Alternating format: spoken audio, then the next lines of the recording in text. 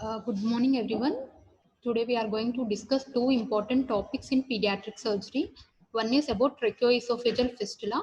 The other one is Hirschsprung's disease. First, tracheoesophageal fistula. Coming to the definition of tracheoesophageal fistula, it is an abnormal communication between trachea and esophagus. It is one of the common congenital anomaly of the respiratory tract. In this diagram, you can see the esophagus and trachea with normal. In case of this anomaly, there will be esophageal atresia. That is, the esophagus will be in the blind pouch. There will not be any communication with the distal part of the esophagus, and there is a abnormal communication between the esophagus and trachea. That is the fistula. This anomaly is common in males, like 3:1 ratio. The incidence of approximately 1 in 3,500 to 1 in 4,500 live births. Coming to the embryology part, during the 4th week of embryology, like gestational period, from the foregut, the primitive foregut, there arises a diverticulum. From the diverticulum, there develops the tracheoesophageal septum between the trachea and the esophagus. This trachea will further continues into the bronchial buds and lung, and whereas the esophagus is further into the stomach. If there is any abnormality, like at the week 4, the tracheoesophageal diverticulum that developed into the tracheoesophageal septum, and if there is a failure for this separation in the septum, it leads to the fistula. Normally, this septum gets separated, leading to two different tubes like trachea and esophagus. If there is failure to separate then the septum, that leads to fistula. Also, during the 8th week of the gestational period, the primitive gut, if there is failure of the recannulation, that leads to esophageal atresia.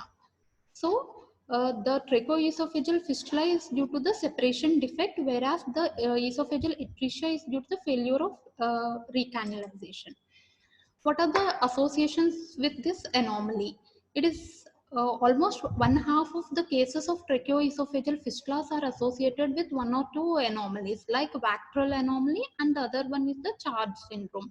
Coming to the Vactrel anomaly, V stands for vertebral defects, A for anal atresia, C for cardiac defects, tracheoesophageal fistula, R for radial hypoplasia, that is limb deformities and renal agencies. The other syndrome which is associated with tracheoesophageal fistula is Charge syndrome. C stands for coloboma, that is eye defects, heart defects, atresia choanea, that is nasal bone defects, growth retardation, or genital abnormalities and ear abnormalities. Of all these abnormalities, the heart defects and the genital abnormalities are most commonly associated with tracheoesophageal fistula. Esophageal atresia, there is an association between esophageal atresia and maternal history of polyhydramnios. If the fetus is with esophageal atresia, the fetus cannot swallow effectively the amniotic fluid. This leads to the polyhydramnios, in turn leads to the premature labor. Coming to the classification of tracheoesophageal fistula, this is the gross classification. This is of like 5 types. There is also other classification based on esophageal atresia and the conditions which are without esophageal atresia. Coming to the gross classification of these 5 types, type C is the most common one, type C, which accounts for 85%. Coming to type A, which is like esophageal atresia only. This is the esophageal atresia part, and there is no fistula or no communication. It is only simple esophageal atresia. Coming to the type B, it is an esophageal atresia with fistula formation in the proximal part of the trachea. That is esophageal atresia with proximal tracheoesophageal fistula. Coming to the type C, which is the most common one, type C is the common one which accounts for 85%. Here, along with esophageal atresia, there is a fistula in the distal part of trachea. It is type C is esophageal atresia with fistula in the distal trachea. Coming to type D, it is fistula both in the proximal and distal part of the trachea. There is two fistulas, like one is communicating the proximal part, the other one with the distal, along with esophageal atresia. Type D is esophageal atresia with proximal and distal tracheoesophageal fistula. Another one is the type E. This type E is a different compared to the remaining four types, because in this there is no esophageal atresia. It is esophageal stenosis. Type E, it is esophageal stenosis, not the atresia. And this type E is like the H shape. Type E is also known as H-shaped deformity, where there is esophageal stenosis, not the atresia.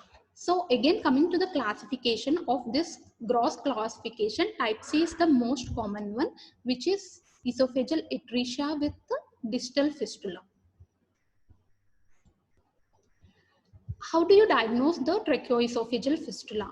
Coming to the presentation of the tracheoesophageal fistula, it should be recognized within the 24 hours of the birth. This is an emergency condition. Okay, the clinical presentation of tracheoesophageal fistula, it depends on the presence or absence of esophageal atresia. Whether there is esophageal atresia is present or not, on this only the clinical presentation depends. Coming to the infants with esophageal atresia, how do they present? If the infant is born with esophageal atresia, they are symptomatic immediately after the birth. When the newborn baby regurgitates all feeds, there's a continuous pouring of saliva from the mouth. This continuous pouring of saliva from the mouth is the diagnostic feature of the tracheoesophageal fistula with esophageal atresia. The other symptoms are like, because of this continuous pouring of saliva, will be aspiration, regurgitation causing choking, coughing, and cyanosis. So this is the type C1, which is the most common. In this, because of repeated aspiration or repeated efflux of the air into the stomach, this leads to the distension of the stomach. As the air enters into the trachea, there is an abnormal communication between the trachea and the esophagus. So this air enters into the stomach, leading to the gastric distension. So if this gastric distension, if it is developed hugely, then it can lead to the perforation also. Similarly, it also leads to aspiration pneumonia. That is, reflex of the gastric contents into the trachea and into the lungs results into the aspiration pneumonia. So these are the complications like of tracheoesophageal fistula with esophageal atresia. How do the H-type tracheoesophageal fistulas present? These H-type are the ones which are not with esophageal atresias, they are one with esophageal stenosis. If the defect is large, then the presentation will be early presentation, like coughing, choking, and everything is associated with feeding. As soon as the infant is fed with the milk, it regurgitates and it causes coughing and choking. But if this H-type deformity is with smaller defects, they may not be symptomatic in the newborn period. So they will be presenting in their late periods with prolonged history of mild respiratory distress associated with feeding or recurrent episodes of pneumonia. So if the defect of H type is smaller one, they will have this prolonged history of mild respiratory distress with feeding and also recurrent episodes of pneumonia. In this picture, this is the type H1, which is showing esophageal stenosis and abnormal communication fistula. So how do you diagnose this condition? One is by antenatal diagnosis. In the antenatal scanning with the routine ultrasound, polyhydramnios and a small stomach and distended upper esophageal pouch, this can gives us a clue or the suspicion about the tracheoesophageal fistula. Coming to the postnatal, how do you diagnose? If it is with esophageal atresia, the first thing is when you are trying to pass an orogastric tube like a catheter into the stomach, this catheter cannot be passed beyond like 10 to 15 centimeters. At 10 to 15 centimeters itself, it curls up.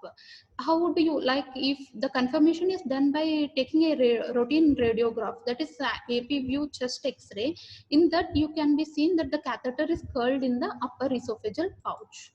So this is the picture showing the x-ray in which the uh, catheter is curled up in the upper esophageal pouch itself.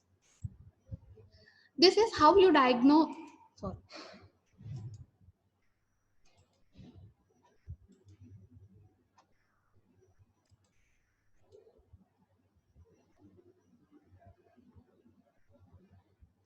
So this is how you diagnose the esophageal atresia. Now coming to the distal tracheoesophageal fistula. How do you diagnose if there is a fistula or not?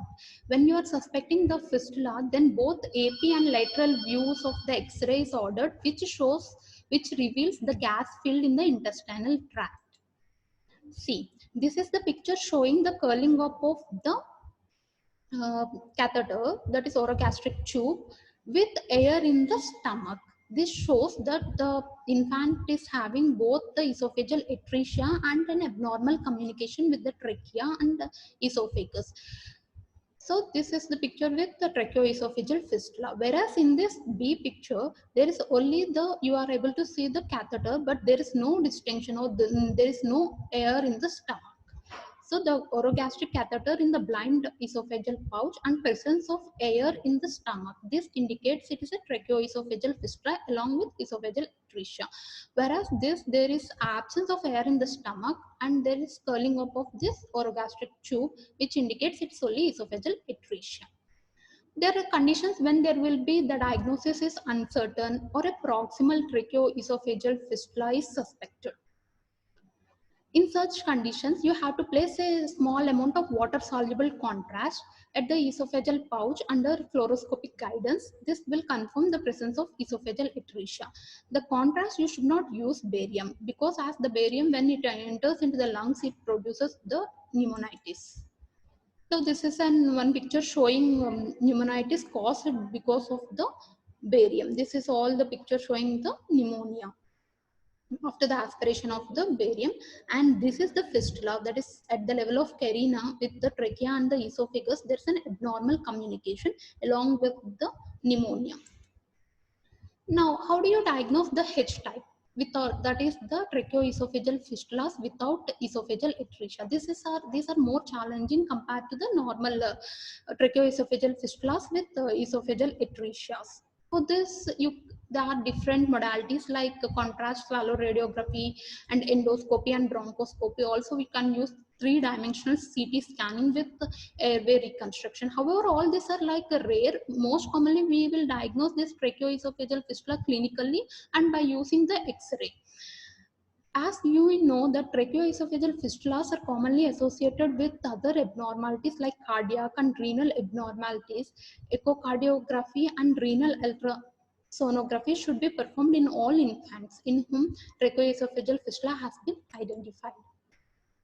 So this is one of the contrast X-ray showing the abnormal communication between the esophagus and the trachea. H-type. Now, how do you treat these patients? Once the diagnosis is confirmed, the next thing is the treatment. The aims of this treatment is, one is to prevent the aspiration pneumonia. Once the patient is fit, then we have to plan for surgery. That is, planning in the surgery is like establishment of communication between the proximal and distal end of the esophagus and also separation of the esophagus from the trachea. So the first part is like these surgeries can be either a single staged surgeries or they are like staged procedures depending upon the condition of the patient, like the newborn. In case of the first thing you have to do, you have to go for right side thoracotomy, that is opposite to the side of the aortic arch, right side thoracotomy, and the abnormal fistula is to be identified, and that abnormal fistula is identified and it should be ligated or resected. This is the portion of esophagus containing the fistula is removed. And if the length is adequate and the patient is fit, then the esophagus primary closure can be done by end-to-end anastomosis. Lower segment is anastomosed to the blind upper segment. And covering feeding gastrostomy has to be done. In case if the segment is not adequate, the length of the segment is not adequate, or in that cases you have to go for staged procedure.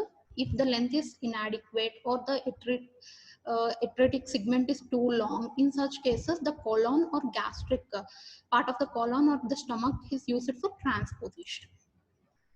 So this is about the treatment part of tracheoesophageal fistula. Coming to the complications, what are the complications after the surgery? It is classified as early and late complications. Early complications, pneumothorax, anastomotic leakage, recurrence of fistula, pulmonary atelectasis or infection. And the late complications include anastomotic stricture, gastroesophageal reflux, tracheomalacia, and disordered esophageal peristalsis or dysphagia. This is about tracheoesophageal fistula, the common anomaly of respiratory tract. It's different types and how do they present, and it's how do you have to diagnose it, and the treatment part. Now, coming to the other entity of today's class, that is Hirschsprung's disease. It's also known as congenital megacolon. It is characterized by congenital absence of intramural ganglion cells, that is aganglionosis, and presence of hypertrophic nerves in the distal large bowel. This is one of the causes of neonatal intestinal obstruction. See, in this picture, if it is the normal colon, where you can see the ganglion cells all over the colon. In case of Hirschsprung's disease, the ganglion cells are absent at the part where the bowel is affected. This is because of failure of migration of vagal neural crust cells into the developing gut. Failure of migration of this vagal neural crust cells leads to the entity like Hirschsprung's disease. These ganglionic cells are absent in the Auerbach and Meissner's plexus in the anorectum, where this Auerbach's and Meissner's plexus present. As we know, the layers of the intestine, mucosa, submucosa, muscularis propria, and serosa or adventitia. These nerve plexus are present in the submucosa part. That submucosal plexus are Meissner's plexus, whereas the intramuscular plexus are Auerbach's or mesenteric plexus. If the ganglionic cells in this plexus are absent, this leads to the formation of the Hirschsprung's disease. And this is one of the cause for the functional bowel obstruction, where you will not find any mechanical cause. This pathology always involves the anus, internal sphincter, and the rectum. Coming to the types of Hirschsprung's disease, they are like broadly classified into 4 types, depending upon the part of the colon that is, or part of the intestine that is involved. Ultra short segment, long segment, and total colonic. Ultra short segment. If only anal canal and the terminal rectum is involved, then it is ultra short segment. Only anal canal and the terminal rectum. And the short segment, that is anal canal and the rectum, is completely involved. This accounts for the major portion. Short segment is the common one, 80%. Whereas the long segment, that is anal canal, rectum, and part of the colon is involved. Whereas in case of total colonic, full length of the colon is involved. So if it is only anal canal and a part of the rectum, that is ultra segment. If it is anal canal and entire rectum, that is short segment. If it is anal canal and rectum and the part of the colon, that is long segment. If it is entire colon is involved, then it is total colonic. This is also, we can describe 3 zones, like a distal zone, distal one, which is the aganglionic one, which is immobile and spastic, and the next immediate, the transition zone, middle transition zone, where it is hypoganglionic, means the cells are present but they are of less in number, and the other one is the most proximal one, is the dilated bowel or the normal ganglionic one. See, this is the picture again showing the 3 different zones. The proximal dilated zone, the proximal dilated colon is the normal one, which is containing the normal ganglion. Whereas the second one, or the middle or the transition one, which contains only scanty ganglion or the few ganglion, is the transitional zone. And the distal one is the aganglionic part or the spasmodic part, which is immobile. How do this present? Like it can present in an acute form, like acute intestinal obstruction, or recurrent. The patient may present with recurrent sepsis, enterocolitis, or the chronic constipation, malnutrition. This is the various presentation of the Hirschsprung's disease. This anomaly is also common in the males, and the incidence is 1 in 5,000 live births. It is common in infants and children. Occasionally, it occurs in adults also. The chronic one can occur in the adult one. In the neonatal period, how do this pathology present? There will be delayed passage of meconium. With the delayed passage of meconium, and if there's a history of bilious vomiting and distension of the abdomen, this indicates that the patient newborn is suffering from the Hirschsprung's disease. This is the picture showing the distension of the abdomen, features of intestinal obstruction. This is about the neonatal period, whereas in the children, it mostly present in like the chronic type. This chronic type is there's a history of passing tools once in 3 to 4 days with straining is seen throughout the childhood and also in the adolescent period. The passage of like goat palate like stools and malnutrition, abdominal distension and constipation, all this comes under like chronic type in the children. The most important, like in the history, there will be passing of stools once in 3 to 4 days, and the passage of goat palate like stools, constipation, recurrent constipation and malnutrition. All this indicates that this is a chronic type Hirschsprung's disease in children. What are the complications of Hirschsprung's disease? That is, one is infection of the inflammation of the colon, that is colitis, intestinal obstruction, growth retardation, constipation. This intestinal obstruction in long, like massive, it can lead to perforation, septicemia, and peritonitis. What are the associations of this Hirschsprung's disease with other genetic disorders? This is a familial. Often it is associated with Down syndrome. This is the commonest association, Down syndrome. The other gene mutations like chromosome 10, that is involving red proto-oncogene, and the other one is chromosome 13. These are the association. The most common association is the Down syndrome, that is trisomic 21. Coming to the differential diagnosis of Hirschsprung's disease, that is total neuronal dysplasia, acquired megacolon, which is seen in the adults, anorectal malformation, which we'll be dealing in the next coming classes, and hypothyroidism. As you know that in hypothyroidism, constipation is present, and meconium plug syndrome. Now, apart from this clinical history, how do you diagnose this Hirschsprung's disease?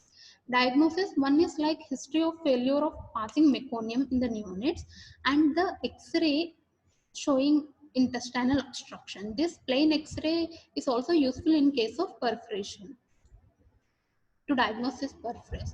The other investigation is like rectal biopsy, full thickness rectal biopsy. This is an ideal one. And this biopsy from all the three zones, like I have already told that the proximal normal zone, the middle transitional zone, and the distal aganglionic zone. The biopsy has to be done from all these zones to study the ganglions and the hypertrophic nerve terminals. And we can also like use the other investigations like barium enema. This is the picture showing the contrast X-ray, that is barium enema. In this barium enema, you can see clearly see the three zones. One is aganglionic and the middle transitional and the proximum dilated or normal ganglionic. The other investigative modalities are anorectal manometry that shows the absence of rectoanal reflex in the Hirschsprung's disease, which is the diagnostic. The other important investigation is acetylcholinesterase staining that shows hypertrophic nerve bundles. Coming to the treatment part, surgery is the treatment of choice. What are the aims of this surgery is like to remove the aganglionic segment, that's the distal segment, which is aganglionic one, which is not containing the ganglionic cells should be removed, and the pull through, that the normal ganglionic bowel has to be pulled through to the anus and it should be anastomosed. There are different surgeries like Swenson's, Duhamel, Swaven, and the other transanal procedures. All these procedures can be single stage or they can be done in a staged procedures after establishing the proximal stroma. That is, once the colostomy is done, we can do the other definitive procedures in stage wise. So, depending upon the condition of the neonate, initially colostomy, this has to be done for the normal bowel function, and once the nutritional supplementation has to be given, once the newborn is fit for anesthesia and other, then you will plan for the definitive procedures. In the definitive procedure, there is the excision of the aganglionic segment, that is spasmodic segment has to be excised, and maintenance of the continuity has to be maintained by doing the coloanal anastomosis. When this continuity is maintained, there should be the closure of the colostomy. So coming to the different procedures in brief, like Swenson's procedure, in this a ganglionic segment has to be removed, and the ganglionic segment is anastomosed with the anus in the end-to-end anastomosis manner. This is end-to-end. Okay, and the other one is like Duhamel's procedure, where it is side-to-side anastomosis, where the the posterior part of the dilator, a ganglionic part is removed or resected, and it is anastomosed with the normal ganglionic part of the bowel, that is side to side anastomosis.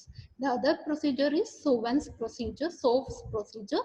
In this, it is like the telescoping anastomosis, in which the mucosa has to be separated circumferentially from the muscular coat, and it should be anastomosed in the telescoping manner.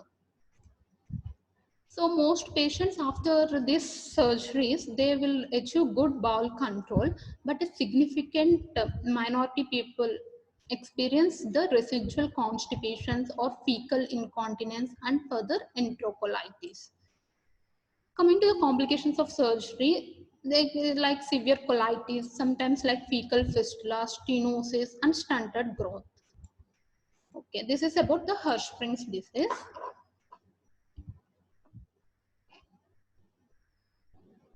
So in brief, this Hirschsprung disease is also the common anomaly, which is due to the absence of the ganglionic cells in the Horbach or Meynrich plexus, which mostly present in the neonatal period, like a delay in the passage of the meconium stools.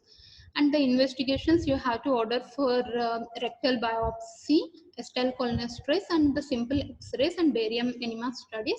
And surgery point, it is like pull through. The basic principle in the surgery is to remove the aganglionic segment and to anastomosis the ganglionic bowel to the anus. Okay. If you're having any doubts, you can ask.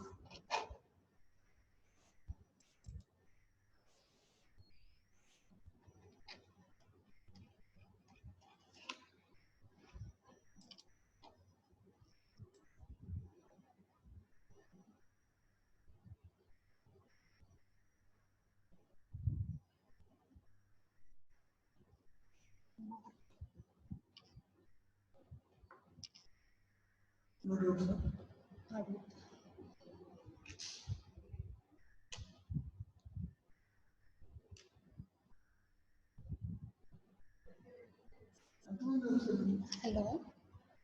Kumarok sir.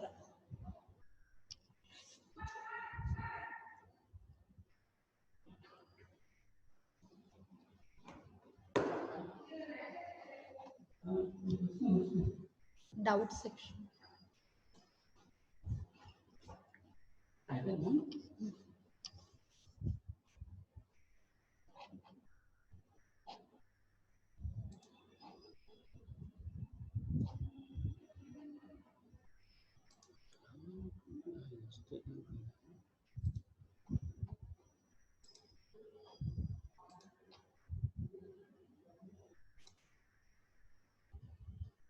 Replace none. Okay.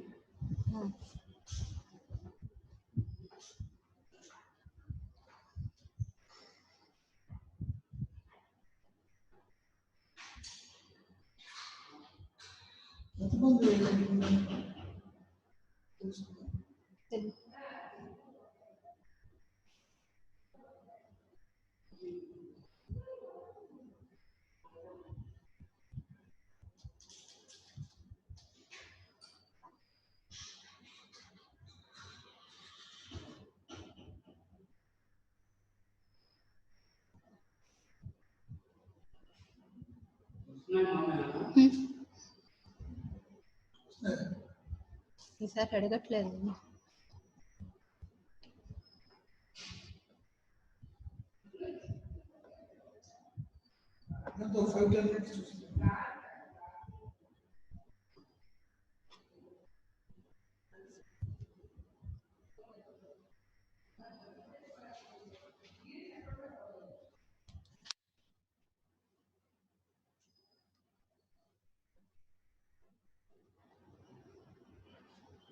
కొన్నింటికి అడగలేదు.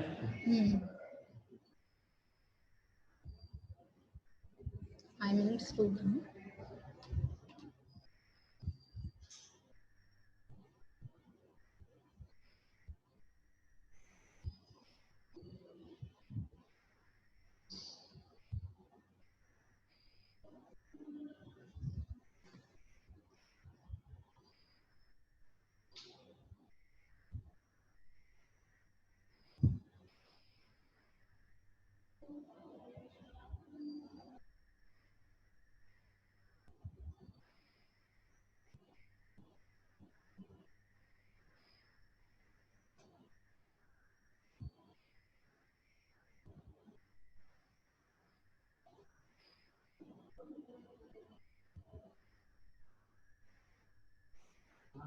Doubts ఏం లేవు కదా?